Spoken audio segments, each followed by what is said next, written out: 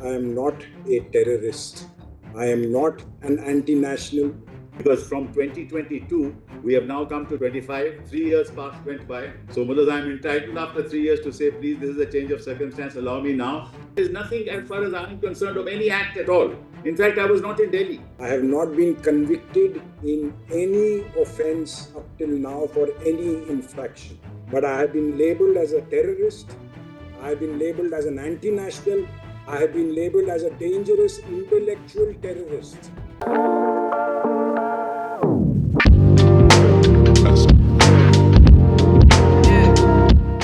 We talk of ahimsa and we are sent under UAPA.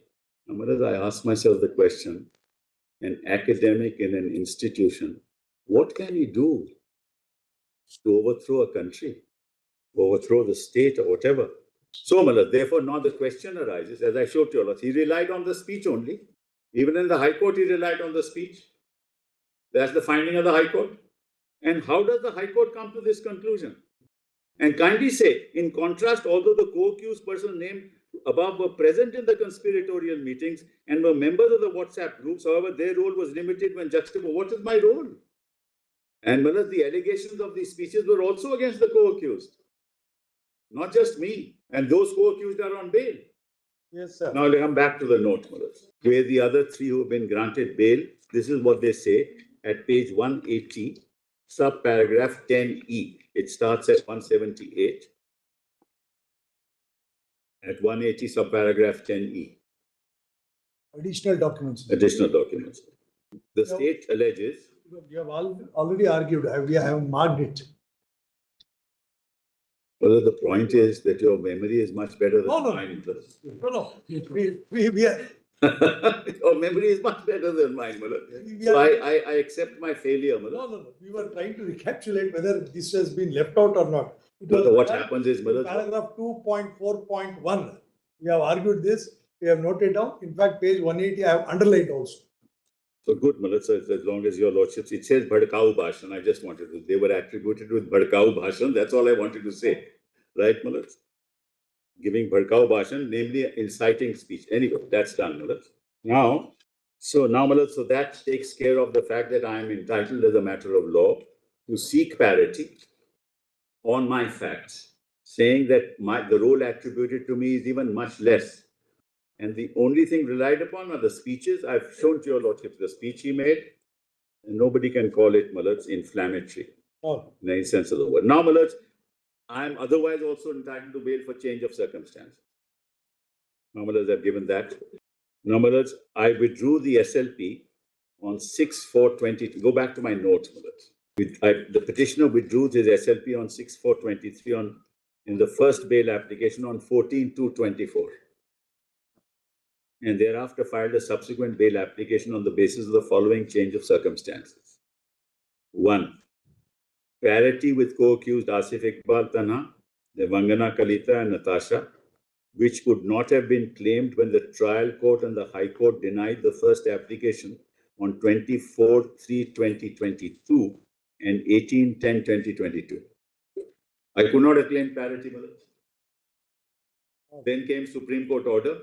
The clarification, I withdrew and then claimed parity. This is because of the interim order of the Supreme Court. That's the first change of circumstance. Second, an increased period of incarceration undergone, Mullah, because from 2022, we have now come to 2024, 25. 3 years went by. So, Mullah, I'm entitled after 3 years to say, please, this is a change of circumstance. Allow me now. Yes. So that's the second, Mullah.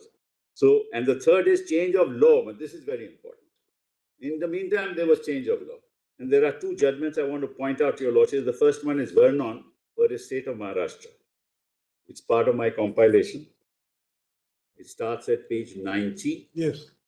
And here the incarceration was 4 years and 11 months. Mine is more than 5 years. Lordship has that. It says, Mullah, it has emerged that accused to Vernon and accused C. Ferreira and Sudha Bhardwaj, along with other accused, have recruited members for the banned terrorist organization. They are also active members of the said banned organization and have fulfilled the objectives of the banned organization by doing propaganda and dissemination through the medium of frontal organizations with the ideology of the organization. That's how it starts, Malaj. Now kindly come straight away to paragraph 35 at page 118. That's very important. That's the change of law. Now, what does it say? In none of the materials which have been referred to by the prosecution, the Act specified to in subclause A of 15(1) of the 767 Act can be attributed to the appellants, nor is there any allegation against them which would attract subclause C of section 15(1) of the said statute.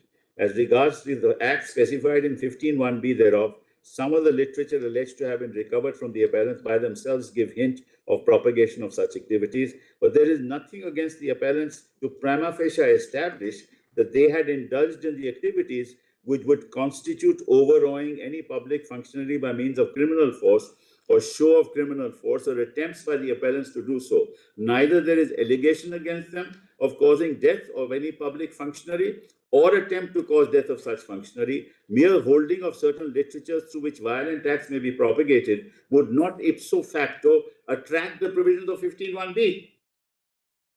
Thus, prima facie, in your opinion, we cannot reasonably come to the finding that there is any case of the appellants. Now, there is nothing, as far as I am concerned, of any act at all. In fact, I was not in Delhi.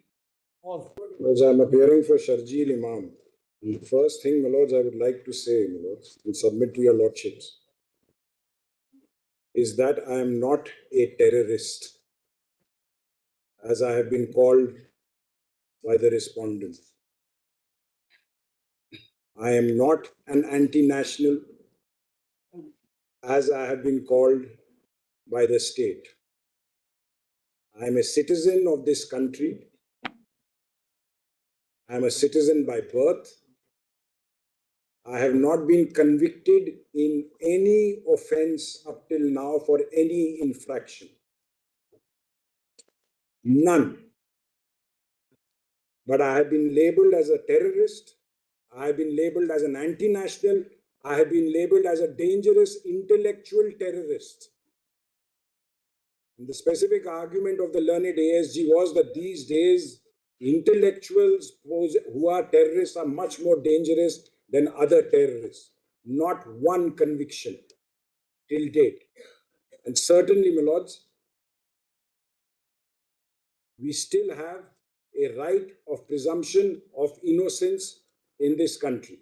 It is not fair, my lords, the words that were used against a citizen of this country who is facing trial by calling him a terrorist and an anti-national. It is not fair on part of the state. I can understand after a full-fledged trial, matter being taken, I am convicted, travels to the High Court, convicted, and I am before your lordship. I lose that presumption of innocence. But to label me as a terrorist, whether it was for here or whether it was for somewhere else, my lords, I am not aware of, but it has caused great anguish to me. Today, the Supreme Court of India continued hearing the bail pleas of Umar Khalid and Sharjeel Imam in 2020 Delhi riots larger conspiracy case. Senior advocate Kapil Sibal, appearing for Umar Khalid, argued that Khalid has spent years in jail despite there being no evidence connecting him to the violence, no weapons, no eyewitnesses, no recoveries, and the fact that he wasn't even in Delhi when the riots broke out. On the other side, senior counsel Siddharth Dave, representing Sharjeel Imam, stressed the extraordinary delay in the case, pointing out that the investigation dragged on for more than 3 years with multiple supplementary charge sheets, yet the trial is still nowhere near starting. The bench also closely examined whether Imam's past speeches, which form the course of the prosecution case, can legally be classified as terrorist acts under UAPA. With arguments on evidence, delay and constitutional rights unfolding in detail, today's hearing stands out as a crucial moment in this high-profile and deeply debated case. More updates will follow soon. Thank you.